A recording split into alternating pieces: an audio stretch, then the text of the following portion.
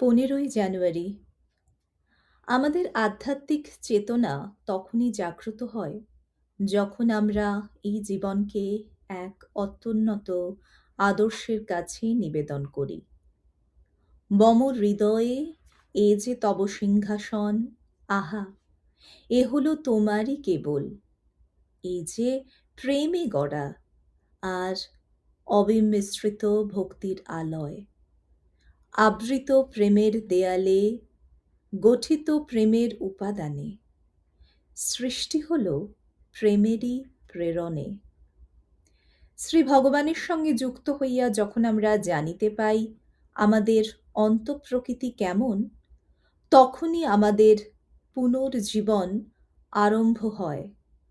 যখন আমরা বুঝিতে পারি যে আমাদের ভিতরে এক দিব্য স্ফুলিঙ্গ রহিয়াছে, তখনই আমাদের সত্যিকারের মঙ্গল সাধন